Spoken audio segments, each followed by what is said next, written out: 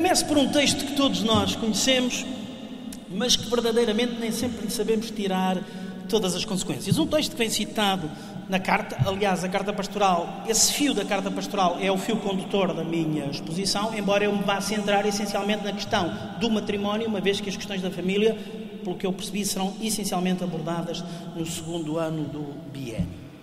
Este primeiro texto que eu vou buscar, a Gênesis 1, portanto já estão a imaginar o que é que eu vou buscar, diz assim: Depois Deus disse: façamos o ser humano à nossa imagem, à nossa semelhança, para que domine sobre os peixes do mar, sobre as aves do céu, sobre os animais domésticos e sobre todos os répteis que rastejam pela terra. Deus criou o ser humano à sua imagem, criou à imagem de Deus. E o texto continua: Ele os criou. É a vossa vez de dizerem. Os padres não, os padres caladinhos. Eu não ouço. Homem e mulher. Ok. O que é que ele quer com isto? E assim aconteceu. Patotó. É que aqui está feita já uma afirmação que é fundamental para aquilo que nós estamos aqui a refletir. Ao dizer-se que Deus criou a humanidade, diz-se imediatamente que essa humanidade é constituída por homem e mulher. Quer dizer que cada um de nós por si só, os homens por si só, as mulheres por si só, não esgotam a plenitude da humanidade. Porque a humanidade é homem e mulher. Só um mundo composto por homens seria certamente um mundo que não seria verdadeiramente humano. Tal como só um mundo composto por mulheres não seria verdadeiramente humano. Porque a humanidade, para ser plena, é homem e mulher. Tem esta dimensão de complementaridade. Ainda indo um bocadinho mais longe, quer dizer que eu, enquanto homem, preciso do outro mulher, estou a falar nas relações em gerais, não estou ainda a falar no casamento, para verdadeiramente poder ser plenamente humano. O mesmo se passa que aquelas que são mulheres precisam de habitar um mundo onde haja homens para que elas possam também ter acesso à plenitude da humanidade. Primeiro dado e primeira conclusão que eu gostaria de tirar daqui, muito rapidamente, o tempo não nos permite mais, só isto daria pano para mangas, é que a plenitude da humanidade não reside em cada um de nós. Precisamos do outro e do outro homem ou do outro mulher para poder ser plenamente humano. Logo, num primeiro patamar, o mais elementar possível, de uma reflexão antropológica, o que me é dito que a plenitude é um dom de outro. Ainda não estou a pôr Deus no meio disto tudo, como é óbvio. Ainda só estou a falar a este nível. A plenitude é um dom de outro. Eu preciso, para ser plenamente humano, de outros. Ignorar, portanto, ou esbater esta diferença, é, do meu ponto de vista, pôr em causa a própria condição humana. É não conseguir perceber a beleza, também aqui, da condição humana, que não se esgota em cada um. E, portanto, não tem só o nosso tamanho, não tem só a nossa dimensão, não tem só a nossa capacidade. É também aqui da dádiva, do dom e do acolhimento, esse dom que outro me dá. E, portanto, eu preciso do outro, dos outros, para poder ser plenamente. E o mundo, estou a falar do mundo humano. Então, e o celibato? Não era agora a altura de o meter aqui, mas posso metê-lo já perfeitamente, porque os celibatários vivem num mundo onde há mulheres, onde há homens. Faço-me entender. E, portanto, também aí dessa complementaridade de viverem num mundo deste modo é que os permite ajudar a viver esta plenitude humana. Portanto, a questão é essencialmente igual para todos. Depois vamos ver que, quando se fala em matrimónio e casamento, estamos a outro nível. Mas a este nível mais elementar, há aqui este primeiro dado que a mim me parece importante. Portanto, só nesta complementaridade e diferença, porque é importante salvaguardar a distinção e a diferença na complementaridade, porque senão não havia complementaridade verdadeiramente falada. Só nesta complementaridade homem e mulher é que nos podemos desenvolver como pessoas humanas. Porque a humanidade é constituída por esta.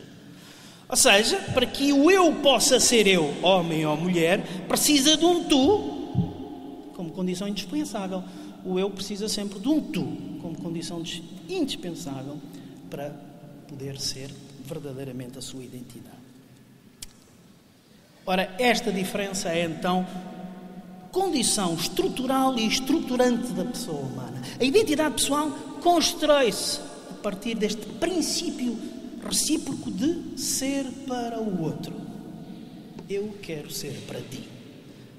Foi essa a primeira afirmação, mesmo não dita, que os nossos pais, quando verdadeiramente nos acolheram, disseram: eu quero ser para ti. E é porque outros querem ser para mim que eu sou. Se outros não quisessem ser para mim, eu não era. E aqui, eu crente, ponho um outro primeiro no meio disto tudo, o próprio Deus, porque Deus quis ser para mim. Vejam o que eu estou a dizer. Deus quis ser para mim. Deus quer ser para mim. E isso é que me dá acesso à existência. Permite que eu seja. Na base da vida, na base da existência, na sua matriz, o que está é um dom. Eu quero ser para ti. Sem isto, nenhum de nós pode ser. Isto a mim parece-me um dado muito, muito importante que é preciso sublinhar. Um itinerário muito parecido com este e que nos conduzirá exatamente a isto pode ser feito pensando, por exemplo, nisto que é a maneira como nós vamos, agora não partindo do texto da Sagrada Escritura, mas partindo do que é uma experiência do viver humano e que poderemos formular, se quiserem, nesta tese, que é uma tese, enfim, que não é minha, não é da minha autoria, mas de um dos autores que eu trabalho e que me tem acompanhado, que é: o ser humano é um ser acolhido e reconhecido.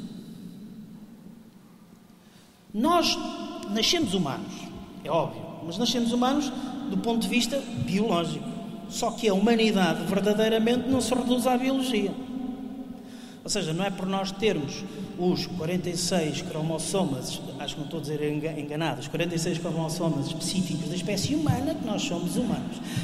Aquilo que verdadeiramente nos tipifiquem como humanos são, aliás, para além desta base biológica, outras coisas. E essas outras coisas nós não nascemos com elas. Nascemos porque nos são dadas como dom. Somos então acolhidos e reconhecidos como humanos, como homem ou como mulher. O que revela aqui uma coisa, que era isso que eu queria destacar nesta fase, é que o acolhimento e o reconhecimento é fundamental no processo de humanização. Um exemplo para vocês perceberem isto são todos aqueles casos que nós já ouvimos falar daquelas crianças selvagens que se perdem Lembram-se de histórias dessas do ponto de vista da sociologia? O Mowgli, para quem trabalha, está aqui o Padre Gonçalo a dizer, para quem trabalha com os escuteiros da primeira secção, não é? O livro da selva, que conta a história, aquela história do Mowgli, aquele rapaz que foi criado por uma alcateia de lobos. Isso é um romance, mas a verdade é que tem por trás experiências reais de crianças que se perderam e que foram, digamos assim, sustentadas por uma comunidade animal, uma alcateia, por exemplo, e o seu processo identitário é construído à luz da relação que tem com esses animais. Ou seja, são acolhidos e reconhecidos não por uma comunidade humana, mas por uma comunidade animal. O que é que eu quero dizer com isto? E sabemos todos nós desses casos que, mesmo quando recuperados para a sociedade, não é verdadeiramente uma inserção na sociedade. O que eu quero dizer com isto é que a identidade que eu tenho de mim mesmo depende da comunidade que me acolhe e me reconhece. Se a comunidade que me acolhe e reconhece é uma comunidade que tem qualidade humana, eu então posso aspirar a um horizonte maior de humanidade. Se a comunidade que me acolhe e reconhece não tem essa qualidade humana, é a minha própria humanidade enquanto tal que pode ficar afetada. Segunda conclusão, isto quer dizer que a humanidade, a dignidade humana, a condição humana depende muito da qualidade das comunidades que acolhem e reconhecem. Tiremos conclusões para tudo, mas agora até me interessava aqui tirar conclusões para, não tanto para a família em si, embora essa é evidente, mas para a própria comunidade crente. Muitas vezes a comunidade crente descura a qualidade humana do acolhimento e do reconhecimento. E não acolhe nem reconhece com qualidade humana os membros dela. E, portanto, falta uma dimensão fundamental da própria fé, que é a dimensão humana. Não podemos ter comunidades deste modo, não podemos ter comunidades de qualidade carente se não tivermos comunidades de qualidade humana. Temos, como comunidades carentes, de dar uma enorme importância ao acolhimento e reconhecimento humano. À luz da fé, como é óbvio. Nos abre outros horizontes, já veremos isso. Mas isto é fundamental. E nós descuramos muito isto.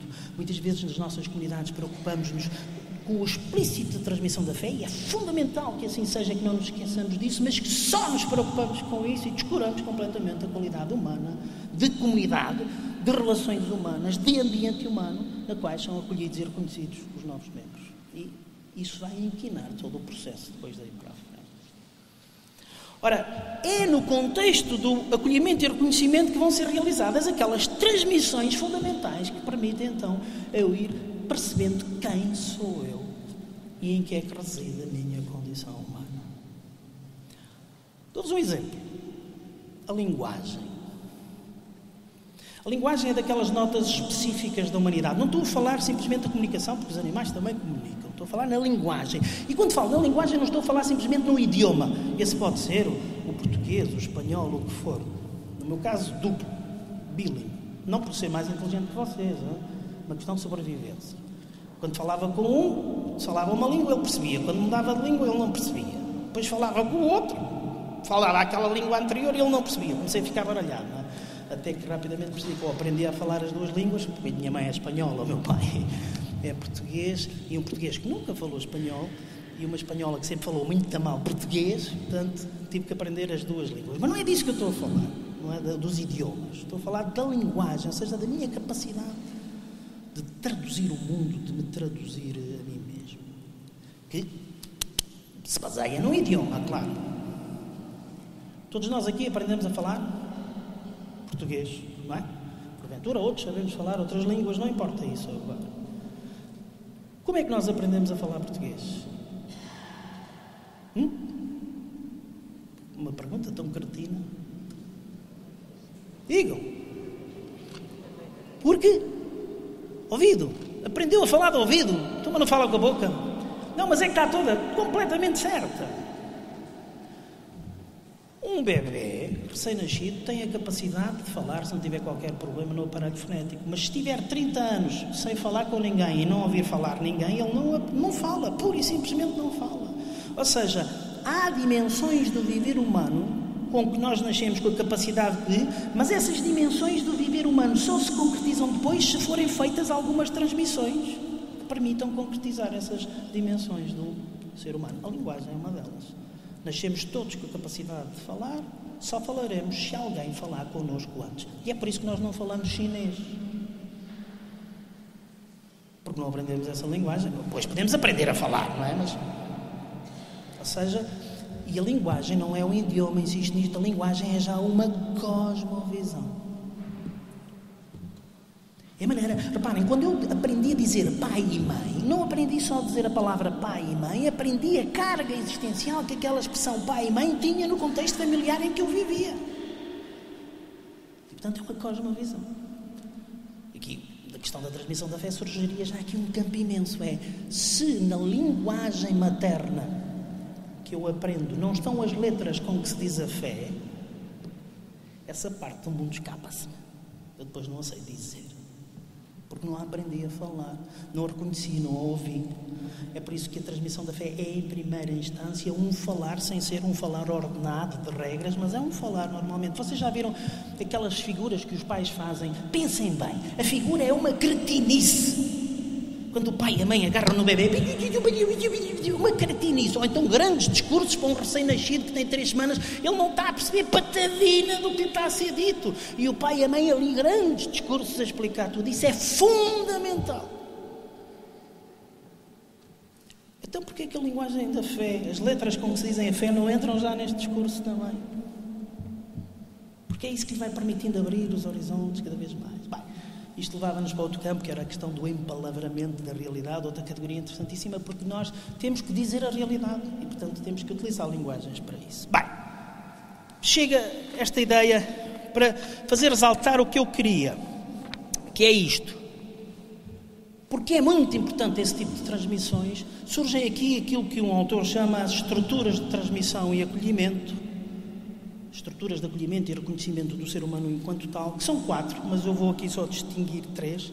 A co-descendência, que é a família, a co-residência, que é a sociedade, o grupo mais amplo, e a terceira é a co-transcendência, aquilo que vulgarmente se chama a religião. Estes são os 3 pilares. Eu depois, mais tarde, desenvolveu uma outra, que é a comediação, que tem a ver agora com isto das redes sociais e essa história toda. Vamos deixar essa de lado. Estes 3 pilares são os pilares nos quais se edifica a pessoa humana, a condição humana. Família, sociedade, religião. Faltando um destes pilares, a coisa fica coxa. Bem, este itinerário todo, feito por esta perspectiva em que eu parto de textos da Sagrada Escritura, ou feito simplesmente por este percurso antropológico, diz-me uma coisa muito simples: eu sou porque outros quiseram ser para mim. Repito a ideia: sou um dom dos outros. E, portanto, isso é aquilo que está na nossa na nossa matriz. Na nossa matriz é isso que está. Ora bem, se eu sou um dom dos outros, o que é que isto significa? Primeiro, que eu sou uma oferta dos outros. Para mim, crente, ponho já aqui também o outro. Mas atenção, um dom, para ser dom, tem que ser acolhido. Porque o movimento de dádiva pode existir, e existe sempre da parte de Deus. Mas se não é recebido, essa dádiva não é dádiva para mim. Com isto o que eu quero dizer é que a vida é um dom, mas é um dom que tem que ser acolhido. Portanto, eu também sou corresponsável nesse itinerário. No meu e no dos outros, como é óbvio. Portanto, porque somos dom, temos esta dimensão da oferta, da dádiva, mas do acolhimento. Porque somos vocação, temos esta dimensão do chamamento, alguém nos chama, alguém nos desafia, alguém nos interpela, mas também a dimensão da escuta. Porquê que eu insisto nisto? Aqui já surgem desafios para a pastoral. Porque muitas vezes, quando eu sublinho, e bem, que a vida, no caso aqui o matrimónio, é dom e vocação, esqueço-me de sublinhar, às vezes, a exigência do acolhimento e da escuta. Trabalho só o dom, e é bom que isso fique claro, e no nosso caso isso está arrumado. Se calhar em comunidades que não são crentes é preciso insistir sobretudo nessa dimensão, mas nós temos que assumir aqui que esse dom e esse chamamento requerem uma escuta e um acolhimento. Essa oferta precisa de ser acolhida, esse chamamento precisa de ser escutado e depois respondido. E só nesta totalidade é que verdadeiramente a vida é dom e é vocação. Ora, porque isto está na matriz daquilo que nós somos, e esta é a grande conclusão desta primeira parte, penso que é fácil perceber que, se isto está na nossa matriz, nós seremos tanto mais pessoas como vivermos como dom e vocação. Se o que nos faz é o dom e a vocação, quanto mais vivermos o dom e a vocação, tanto mais seremos. Esta é a primeira grande conclusão. Posto isto, podemos ir para o momento segundo. Pensar então que este diálogo inerente à condição humana adquire uma forma peculiar quando estou a falar no encontro pessoal entre um homem e uma mulher. E já estou claramente a entrar na reflexão sobre o casamento. Este diálogo tem uma forma peculiar quando se concretiza neste encontro pessoal entre um homem e uma mulher, sobretudo como relação de amor. E relação de amor que vai ser capaz de edificar uma vida em comum. Nesta forma peculiar de relação, porque estamos no dom e na vocação, o sujeito não procura a posse, mas realiza a dádiva total de si mesmo. E é esta dádiva total de si mesmo que vai permitir a dádiva total do outro para mim. Só essa é que permite a dádiva do outro para mim. Uma dádiva recíproca. Não há posse. Há dádiva. Nesta dádiva recíproca, a condição humana vai se edificando. A condição humana de cada um dos dois. Verdadeiramente aquele que ama diz isto. Alguns dos autores dizem, eu acho estas expressões tão bonitas. Aquele que ama verdadeiramente diz, eu quero ser para ti, como é óbvio, já lá voltamos a essa afirmação, mas diz, quero que tu existas. É bom que tu existas. Quero que tu existas. É bom que tu existas. Reparem que o centro da relação já não está em mim. Foi deslocado para o outro. Quero que tu existas. Farei tudo para que tu sejas tu. É bom que tu existas. Aqui acrescenta rapidamente. Quero ajudar-te a existir. E finalmente, porque ama, quero existir contigo. Quando penso isto em relação ao amor humano, na minha memória evocam, por causa daquele brilho que vos falei há bocado, que eu encontro estas palavras dirigidas por Deus a mim, a cada um de nós. Este Deus verdadeiramente apaixonado que digo, quero que tu existas. É bom que tu existas. Caramba! Como isto nos põe longe de um Deus que está aqui só à espera de que a gente faça a asneira para nos dar uma catanada. Um Deus verdadeiramente comprometido em que eu existo, em que ainda diz, epá, é tão bom que tu existas. Eu às vezes imagino, Deus, permitam-me este parênteses, o seu bispo não vai ouvir. Como lembra aquelas festas de fim de ano em que os avós, vamos pôr isto que os avós vão ver os filhos nas festinhas da escola, não é? Imaginem um miúdo que tem dois versinhos com duas frases e tal, e está enervadíssimo, coitado, e vai para o palco, e naqueles dois versinhos em duas frases engana-se 5 vezes. E no fim o avô diz, foi tão bonito. É que Deus faz exatamente assim connosco. É bom que tu existas. Quero ajudar-te a existir. Quero existir contigo. É isto que está, de facto, na base. Eu quero ser para ti. E voltamos de novo a esta expressão. Ora bem, o casamento é esta realidade que se fundamenta no amor e que tem a ver com a vida cotidiana das pessoas. Estou a falar em vida cotidiana, ou seja, é a totalidade da vida. Já vão ver porque é que eu insisto nisto, que daqui mais para a frente um bocadinho vou voltar a insistir nesta ideia do cotidiano. Até se quiserem, a matéria do sacramento é o cotidiano da vida, tudo envolvido, todos os momentos da vida. O casamento é esta realidade que se fundamenta no amor, e de um amor ao longo da vida cotidiana, não é só em determinados momentos. Insisto nesta ideia porque eu vou retomá-la mais para a frente. O casal funda-se, sustenta-se no amor conjugal. Já estou aqui a tipificar o amor. Eu gosto muito e entendo estas afirmações de eu amo toda a gente. Eu sou um coração tão bom que amo todos. Mas aqui ninguém nos ouve. Estes amores muito gerais, muito universais, muito lá por cima, correm um sério risco. Não amar ninguém. Não é assim o amor de Deus. O amor de Deus é um amor universal. Mas é um amor universal porque ama cada um em concreto, chamando cada um pelo seu nome. Aqui a experiência familiar também nos ajuda, porque quem é pai e é mãe sabe que isso é assim. Amamos. A mim não me perguntem, e acho que seria uma cartinice, a qualquer pai ou qualquer mãe que pergunte de que filho gostas mais. Gosto como pai dos dois, mas gosto diferentemente dos dois. E acho que não estou a dizer nada de... É assim, é exatamente.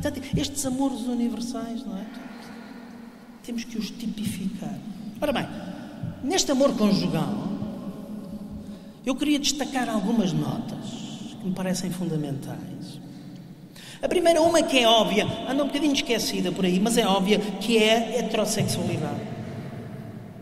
O amor conjugal pressupõe a heterossexualidade.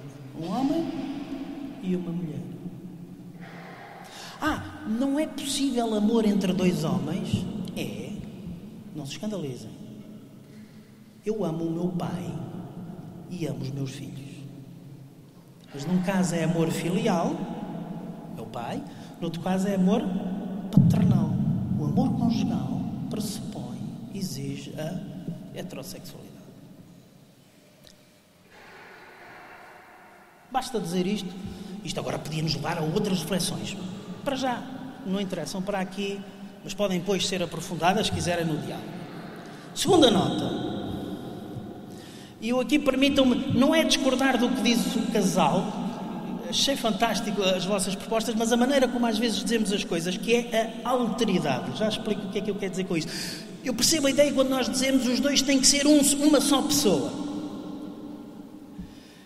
Eu gostaria de matizar dizendo os dois têm que ser um nós, mas em que as duas pessoas permanecem. O que é que eu quero dizer com isto? A alteridade é que eu só posso verdadeiramente amar se o outro permanecer um outro diferente de mim. No amor tem que haver claramente a alteridade, ou seja, o outro tem que ser outro, porque se o outro não é outro e eu faço do outro a mim mesmo, no fundo o que eu estou a fazer é amar-me a mim mesmo. E reparem o que é que dizia aquele que amava: é bom que tu existas, eu quero ser para ti, é ti, não sou eu. A alteridade é fundamental no amor conjugal, ou seja, garantir que o outro é outro.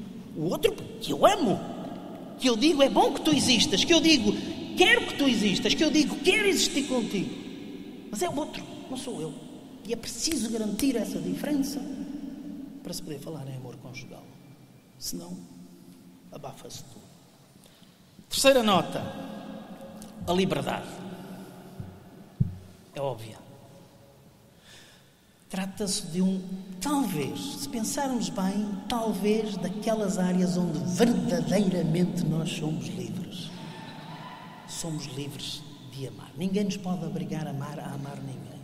Podem-nos obrigar a dizer que nós gostamos daquela pessoa ou que a amamos, a dizer, mas verdadeiramente a amar, somos profundamente livres no gesto de amar, na atitude de amar. É algo que brota do nosso coração. Tem que ser alimentado. Depois pode haver essa liberdade, pode ser coagida por uma série de coisas, é verdade, mas é aí verdadeiramente que se chama a liberdade. Quarta nota, acho que é quarta, não é? Não os numerei, mas acho que é quarta. A totalidade. A totalidade. É todo o meu ser que é para ti. Não há reservas. Claro que há coisas que eu não sou capaz de dizer, nem digo, porque nem achei dizer para mim mesmo, e portanto há aí a reserva do facto de eu ser um eu diferente do tu, percebo isso. Mas mentalmente, conscientemente, não há reservas, é a totalidade do que eu sou que quero ser para ti. Que quer que tu existas. Essa também é a maneira de ser de Deus. Não há reservas. Quinta nota, a fidelidade. Esta profunda opção de ser para ti. De tal maneira, deixem-me dizer assim, que este ser para ti faz de mim aquilo que eu sou. De tal maneira que quando eu já não seja fiel a este ser para ti, eu também já não sou aquilo que sou. Este deslocar para o outro e o amar o outro, o núcleo da minha existência. Eu já não sou simplesmente este eu, mas sou este movimento que quer ser para ti. E então é fácil perceber a fidelidade. Já não é uma regra imposta do exterior, é algo que brota do meu interior.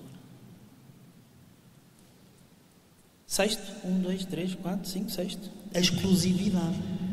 Isto para quê? Isto vem reforçar a fidelidade, não é? Mas em todo o caso é bom dizer que é a exclusividade, ou seja, aquela relação que eu tenho com aquele homem ou aquela mulher é exclusiva. É exclusiva. Não tenho com mais ninguém.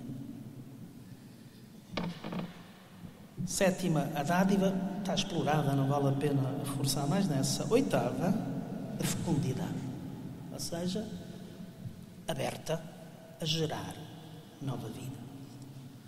Que pode não ser biológica, no sentido de dizer, então, e aqueles casais que são, por qualquer motivo, não podem ter filhos, não conseguem ter filhos, a fecundidade não está aí presente. Claro que está. Claro que está, porque não se esgota, como vos disse, no biológico. Permitam-me dizer-vos, a este nível, antes de dar o passo em relação ao terceiro momento, estamos quase a chegar ao fim, hein? Isto faz assim. Vamos com calma. Depois temos ainda um intervalozinho antes de celebrar a Eucaristia, que isso é que é o momento importante. Permitam-me, como eu vos dizia, antes de chegarmos a este terceiro momento, vermos alguns desafios e algumas, digamos assim, patologias desta relação do amor humano, porque à luz dessas patologias, não porque eu as queira destacar e queira fazer delas, dar-lhes a atenção toda, mas porque elas permitem-me depois centrar o interesse naquilo que é verdadeiro. Por exemplo, quando eu faço do casamento algo que se resume a um espaço exclusivo de vida privada e a um espaço de sentimentos e afetos. Ou seja, e este é um dos dramas da nossa sociedade. Fazer do casamento um espaço exclusivo de vida privada e uma comunidade de sentimentos e afetos. Só isso é que constitui o casamento. De tal maneira que o amor conjugal começa muitas vezes a ser confundido com a atração, a simpatia, a amizade, a compreensão cordial. Eu fico sempre com o pé atrás quando ouço o marido ou a mulher dizer: eu sou o melhor amigo da minha mulher. Tu não tens que ser o melhor amigo da tua mulher. Eu não sou o melhor amigo da minha mulher. Eu sou o marido da minha mulher. Confundir isto dá asneira. É óbvio que a quero mais que ninguém. Mas o que me define na relação com ela não é ser amigo, é ser marido. E, portanto, o amor conjugal não é simplesmente esta dimensão de compreensão cordial, esta amizade, esta simpatia, não é? Aquela história. Então, tu amas ou tens interesse na tua mulher? Eu deve ser amor porque interesse não tenho nenhum. Aquela história que se costuma... Só para anuviar. Ou como a lua de mel e a lua de fel que dizia aquilo. Sabes, não é? Como aquela senhora que dizia à mãe: mãe, o meu marido é tão querido, chama-me coisas tão pombinha, rolinha. E ela disse: sim, filha, deixa passar o tempo que o tamanho dos bichos vai começar a aumentar. Portanto, vamos manter a rolinha e a pombinha ao longo da vida toda, que a coisa boa. Bem, isto que eu vos estou a falar, fecha o parênteses, tem sido um drama porque é isto. Quando eu reduzo o casamento a esta questão de afetos, sentimentos, o que faço é que o casamento faz com que o clima emocional seja o único cimento da relação entre marido e mulher. Isto é... Eu até tenho algum receio de dizer isto porque isto pode ser mal compreendido. É óbvio que o amor e o clima emocional é fundamental, mas ele não pode ser o único cimento. Mesmo quando eu estou chateado com a minha mulher, eu quero ser para ti. Não sei se me estou a fazer entender.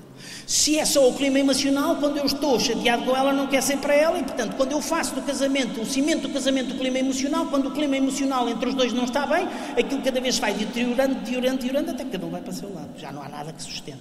É óbvio que o clima emocional é fundamental, mas não pode ser a única coisa exclusiva do casamento. Há um compromisso, eu quero ser para ti. Ainda por cima assumido, vamos ver no nosso caso, perante a comunidade e perante Deus. Eu quero ser para ti. E isto leva-nos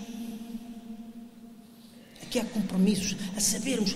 Eu dou sempre este exemplo porque eu vivi isto. Eu já estou casado há uns anitos, quando uma das coisas que me deixou no princípio, e tivemos que lidar com isto, eu já contei isto algumas vezes, vocês nem querem imaginar, quando um belo dia, há pouco tempo depois de estar casado, chegava à casa de banho e via que a escova, a pasta de dentes era apertada a meio. A pasta de dentes não se aperta a meio, aperta-se do fundo para o princípio. ela apertava a pasta de dentes a meio. É uma coisa completamente... não faz sentido. E aquilo criou alguma tensão. Desde então, lá em casa, usam-se daquelas pastas que aperta onde apertar, estão sempre direitinhas. Portanto, eu estou convencido que ela continua a apertar a pasta a meio. Mas o que eu acho é que foi brilhante, porque colocou-se, estão a ver, eu quero ser para ti, isto que é uma porcaria, não vai atrapalhar, a gente vai lidar com isto com criatividade. Percebem onde é que eu quero chegar? A pasta de dentes, estou-me borrifando para a pasta de dentes, como é óbvio. Mas isto revela o que é que verdadeiramente nos mexe. Ela pode continuar a apertar a pasta a meio, porque isso realmente vale o que vale. Mas aquilo me chateia, e até há pastas que... Então vamos arranjar uma maneira que cada um aperta a sua maneira e funciona. Isto pode ter um perigo, é dizer, iludir a realidade. Não, porque o que está por trás é a intenção de levar, não nos deixarmos perder pelo secundário e ficarmos agarrados ao essencial. Isso é que é fundamental. E, portanto, não fazer do clima emocional o cimento exclusivo do casamento. Mas este compromisso de eu quero ser para ti. Agora, isto é um compromisso global. Eu amo a minha mulher. Mesmo naqueles dias em que, por qualquer motivo, estou chateado com ela. Há dias em que me apetece mandá-la para a janela fora. Eu moro num quarto andar. E ela apetece mandar-me a mim. Mas eu tenho uma enorme vantagem. Tenho mais 30 quilos. E, portanto, isso dá-me alguma estabilidade. Quer dizer, se ela me consegue pôr do lado de fora da janela, aí já fica em desvantagem. Mais rapidamente chego cá abaixo. Apesar, ou seja, não estou a dizer com isto, o que é que eu quero dizer com estas brincadeiras? Isto não é um mar de rosas, não está tudo bem, não é tudo perfeito, ela é a mulher perfeita, eu sou o homem perfeito, longe disso. Mas há um compromisso, eu quero ser para ti. E isso procura que o clima emocional entre nós seja sempre bom, mas esse é que é o cimento do casamento, não simplesmente o clima emocional. Estou bem contigo agora. Um outro desafio muito importante é uma coisa que está a acontecer nos nossos dias, eu só vou enunciá-la, não vou explorar, é a quebra da relação e implicação entre casamento e família.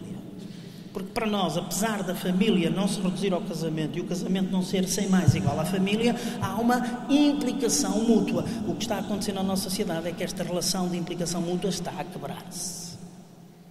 E para muitos, o casamento é uma maneira de viver o tal exclusivo de afetos, sem qualquer compromisso na construção de uma família. E, portanto, está a haver aqui uma série de problemas que nós temos que pensar nisto. Ou uma terceira ou quarta nota, uma frase que eu apanhei de um autor muito interessante. O amor que se nutre da duração do tempo versus o amor em que durante todo o tempo a duração é uma prova. Eu explico. O amor que se nutre da duração do tempo versus o amor em que durante todo o tempo a duração é uma prova. Ou seja, este amor que se nutre da duração do tempo, ou seja, que aumenta com o tempo.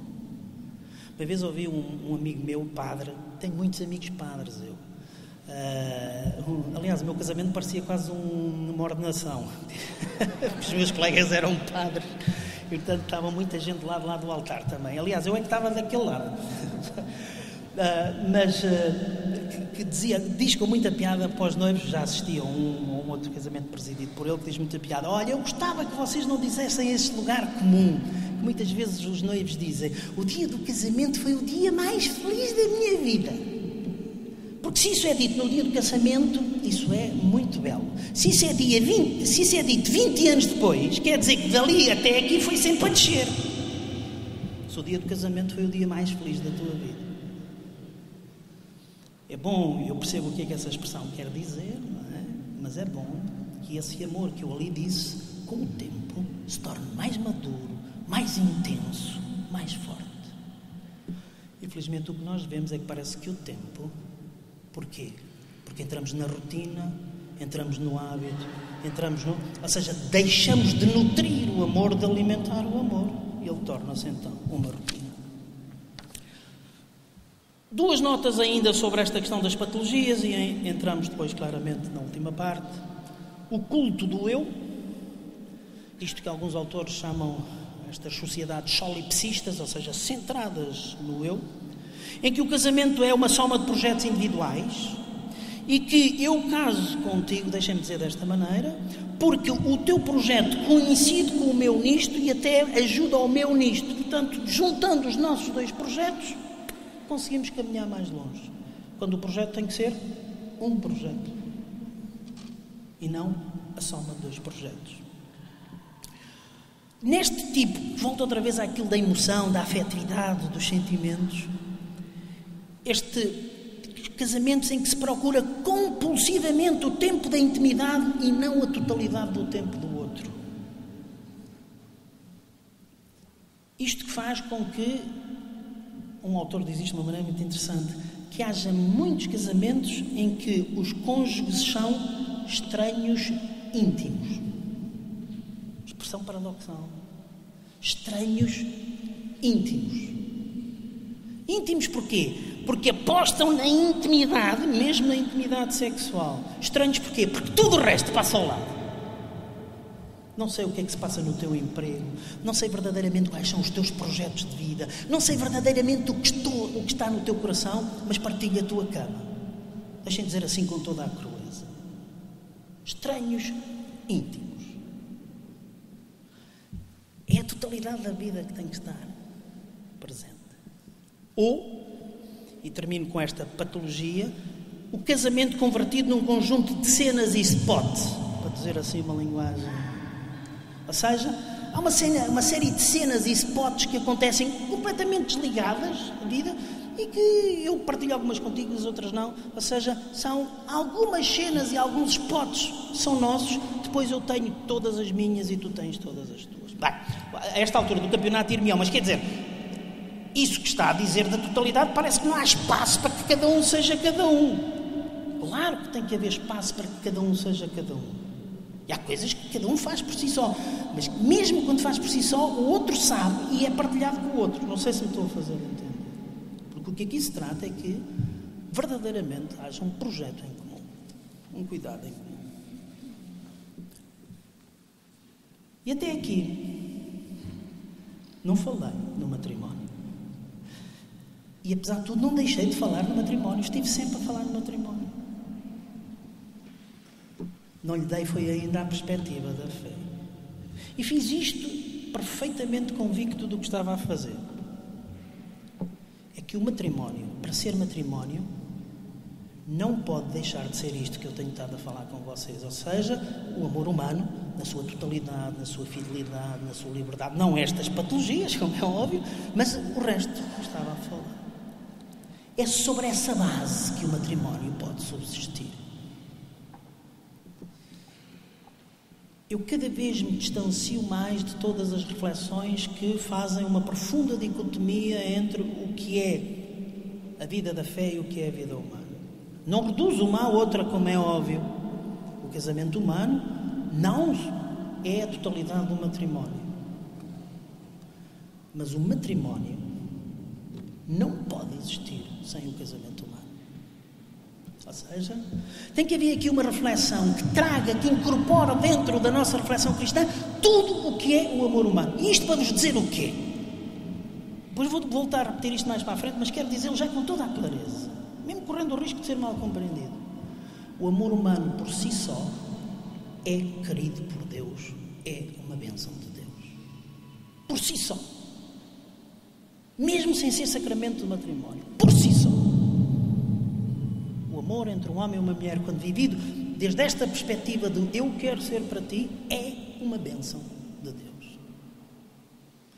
Quando falar nos desafios, que é a última nota que eu tenho para... deixarei isso, penso eu, um bocadinho mais claro. É importante, se quisermos recuperar, avance já com isso, se quisermos recuperar verdadeiramente a importância do matrimónio, então temos que lutar verdadeiramente pela importância do casamento. Sem dizer, como muitas vezes nós dizemos em cristianês, que o matrimónio é que é bom, o casamento... Porque ao fazermos isso estamos a pôr em causa a importância do próprio matrimónio. Bem, vamos então... Ao falar do matrimónio, então, é também de toda esta realidade antropológica que estamos a falar, que deve estar presente. Só que aqui entra em jogo um novo dado. É o dado da fé. E este novo dado vai abrir-nos novos horizontes. Vai permitir ver a realidade a partir de outra perspectiva.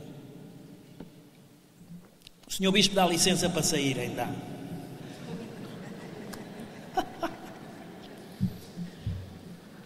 Eu já estou a acabar, aguentem só mais 5 minutinhos, está bem? Já estou a acabar. Ora, o dado da fé abre novos horizontes, permite-nos ver a realidade a partir de outra perspectiva, a mesma realidade.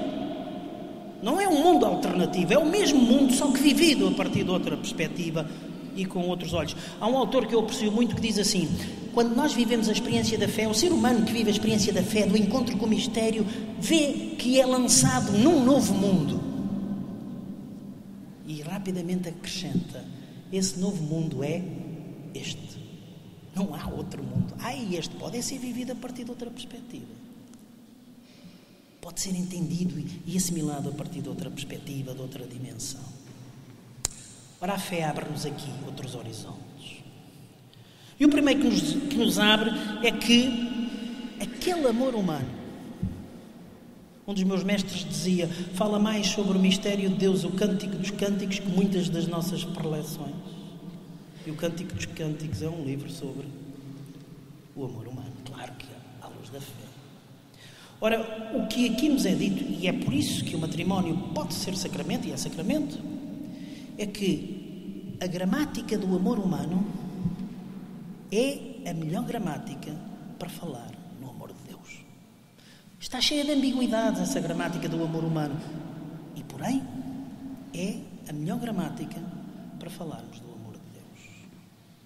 De tal maneira é assim que este amor humano, quando vivido à luz da fé, permite ser enraizado, agora um bocadinho mais teológico, ser enraizado nesta reflexão sobre o sacramento raiz de Jesus Cristo e a Igreja, de tal modo que a vida daqueles dois, daquele homem e daquela mulher, possam verdadeiramente ser sinal do amor com que Deus ama a humanidade, do amor com que Jesus Cristo se entregou à Igreja. É disto que estamos a falar. E não estamos a falar de outro amor que não seja o amor humano. Estamos a falar do amor humano vivido à luz da fé. É este amor, não outro. É este amor humano que, vivido à luz da fé, pode ser sinal do amor com que Deus ama a humanidade. Do amor com que Jesus Cristo se entregou para divinizar e salvar esta humanidade. Porque esse é o objetivo, divinizar e salvar essa humanidade. O casamento é matrimónio, permitam-me esta expressão assim, quando os dois esposos respondem com a sua vida em comum ao chamamento de Deus. Quando aceitam o desafio que Deus lhe está a fazer. Deixem-me quase que dizer assim: o vosso amor é tão lindo, tão importante, tão belo. Aceitam com isso ser sinal para a humanidade da paixão que eu tenho por eles. Aceitam que o teu querer ser para ti, mulher, o teu querer ser para ti, homem, possa ser sinal do meu querer ser para ti, eu, Deus, para vocês. Aceitam isso? Vocação, chamamento, interpelação. Quando, à luz da fé, nós aceitamos esse desafio, esse dom torna-se uma realidade. Quando os esposos querem que a sua relação faça parte integrante do próprio projeto de Deus. Deixem-me dizer isto agora, esta ousadia. De tal modo que podemos dizer que há um compromisso mútuo entre os esposos e Deus, mas também entre Deus e os esposos. Não sou eu e a minha mulher que nos comprometemos perante Deus em ser sinal do amor com que Ele ama ao mundo. Mas é o próprio Deus que se compromete com a nossa relação de estarei presente, sustentar-vos-ei, vamos fazer isto. E de tal maneira isto é importante que este compromisso é sinalizado através de um ato público, através do qual a comunidade eclesial testemunha esse compromisso e se compromete com ele. Ou seja, a comunidade eclesial é também testemunha e compromete-se também com o compromisso daqueles dois. Já vamos tirar consequências para isto. A dimensão sacramental do matrimónio não se reduz ao momento da celebração do rito. É a vida cotidiana que tem que ser sinal e testemunho da realidade que os esposos se propõem viver. Cá está, quase que dizer, a matéria do matrimónio é a cotidianidade, a vida do dia a dia. Uma grande mulher da igreja dizia: Deus também está entre os pucheros. Digo, isto nós sabem quem é? Deus também está no meio das panelas. É muito bonito dizer que nestes momentos em que estou, é na cotidianidade, no dia a dia, mesmo no meio das panelas, que isto deve acontecer. A fidelidade e a indissolubilidade são disso um exemplo claro. É verdade que existe uma fragilidade nas relações humanas, mas apesar disso, eu quero ser para ti é uma afirmação feita para sempre. Eu já vivi na pele, uma vez nestas coisas da família, vamos chamando, uma jornalista interpelou e disse-me: eu gosto muito do que o senhor está a dizer, mas imagina que o senhor, por qualquer motivo, se separa. Como é que se prepara para isso? E eu fiquei feito parvo a olhar para ela e disse: eu não sei responder a essa pergunta. Mas porquê? Porque eu não sou capaz de imaginar isso. O senhor não é capaz de examinar a possibilidade de separar? Eu disse: não. E ela saiu-lhe da boca para fora, coitadinho. Saiu-lhe assim, não, depois percebeu, já não, coitadinho. Mas qual é o problema? Porque quando se separar vai sofrer muito porque não está preparado para isso. E eu lembro-me de ter respondido assim: a possibilidade de separação não faz parte do meu horizonte de reflexão, porque no momento em que fizer parte do meu horizonte de reflexão, eu estou-lhe a dar cidadania. E eu quero ser para ti, é uma afirmação que eu fiz para sempre. E, portanto, não posso introduzir aí. Claro que eu faço essa afirmação para sempre, fundamentado naquele que me está a suportar e que está sempre a dizer: eu quero ser para ti, Deus. E é isto que a fé me abre estes novos horizontes. Eu não estou sozinho nesta afirmação. Deus suporta. Agora, a verdade seja dita, quero deixar isto também com toda a clareza, e só mais um slide. Não temos slide, só mais uma folha que é: não sejamos também místico-gasosos nisso. O que é que eu quero dizer com isto? Às vezes a ideia que temos: tu amas Deus na tua mulher. Não, eu amo a minha mulher, ponto final, parágrafo. Não é Deus que eu amo a minha mulher, é o meu amor para a minha mulher e o amor que ela tem por mim. Isso é que é a expressão da relação que nós temos com Deus, tá?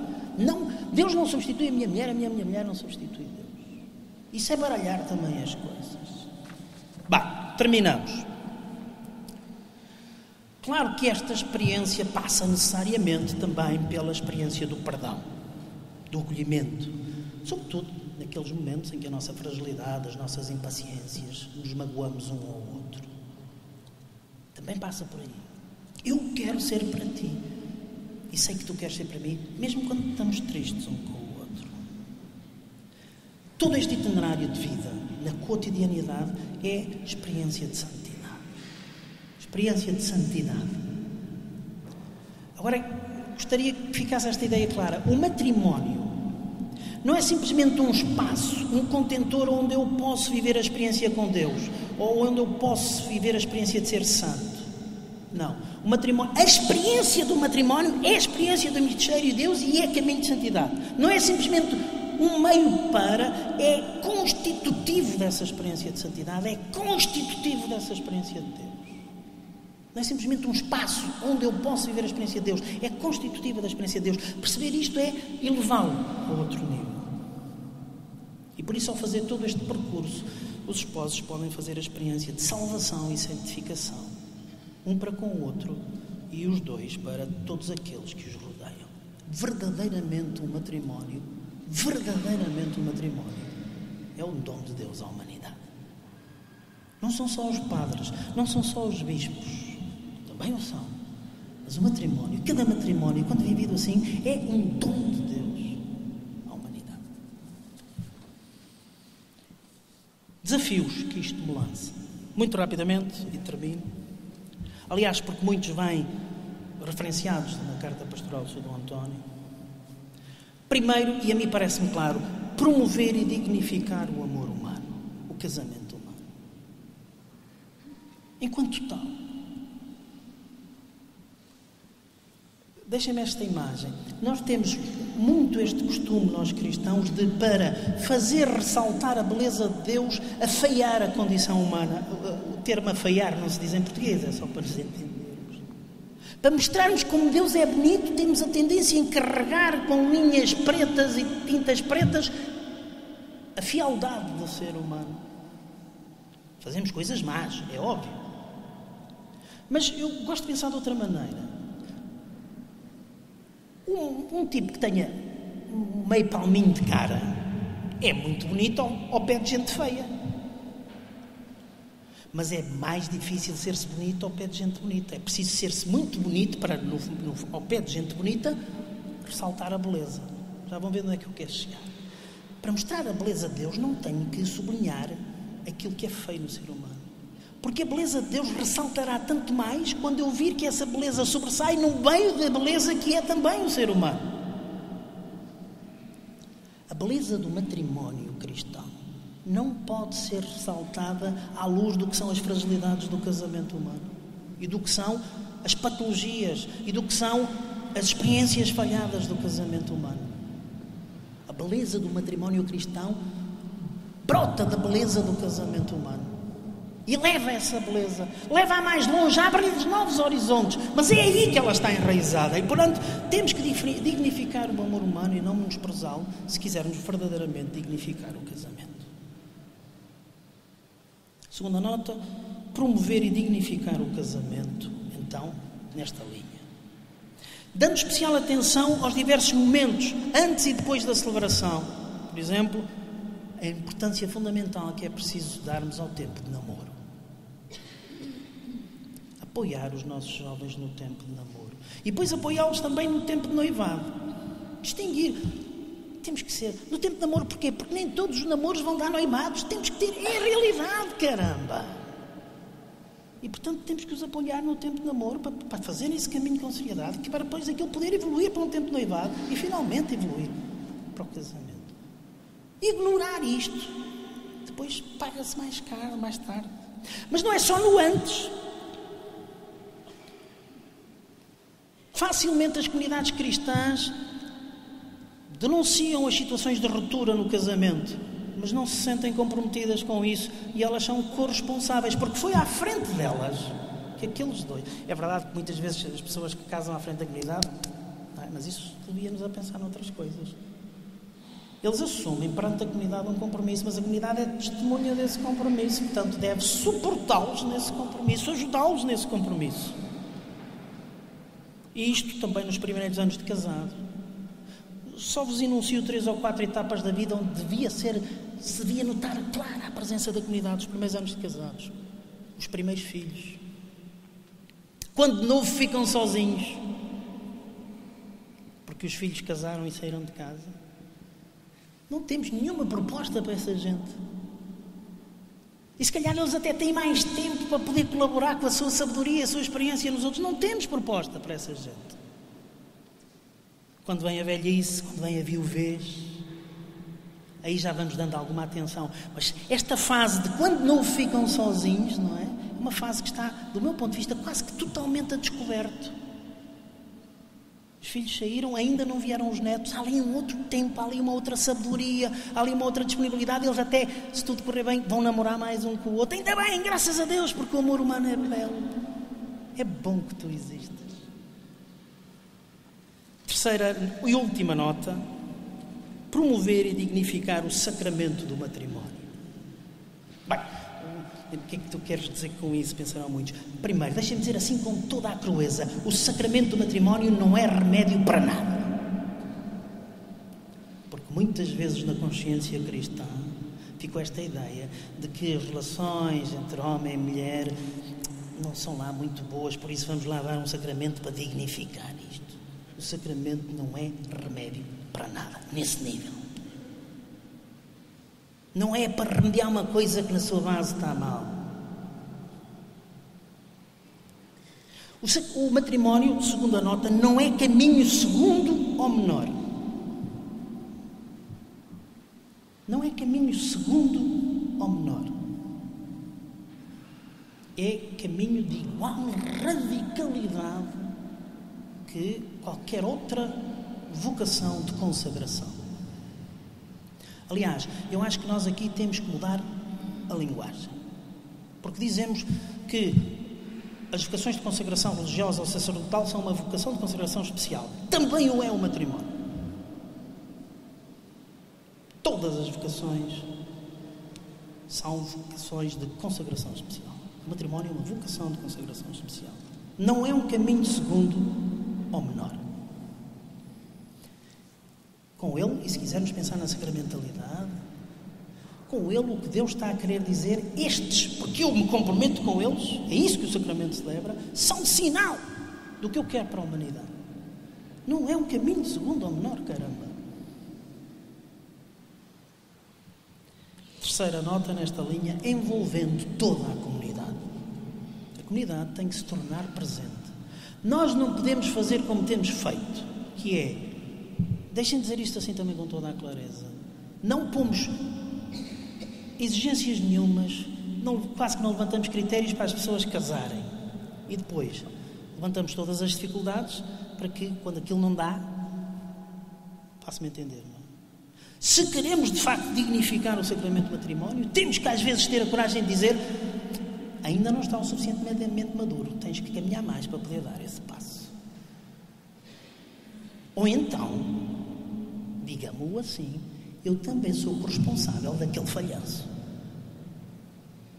Porque deixei avançar algo que se calhar não estava suficientemente sustentado. Nem pela comunidade, nem para aquelas pessoas. Eu vi que isto são zonas muito complicadas, porque muito complexas. Não sabemos o que vai no coração das pessoas, mas por isso temos que ser mais próximos para podermos saber um dos outros. E termino com uma frase da Carta Pastoral, que já foi aqui citada, e que me parece, de facto, uma frase muito feliz e que resume bem aquilo que é a nossa preocupação. Eis-nos, pois, perante um dos maiores desafios para os cristãos e para a Igreja do nosso tempo. E é, de facto, um dos maiores desafios. Redescobrir. E o está entre parênteses, porque para muitos casos será descobrir. Redescobrir e testemunhar a beleza, a grandeza, a riqueza e a dignidade do matrimónio e da família como dom de Deus e missão ao serviço da felicidade, da pessoa, da sociedade, da Igreja e do mundo. Eu quero ser para ti essa a matriz da vida. É tão bom que tu existas. Essa é a matriz do amor humano. Muito obrigado pela vossa atenção.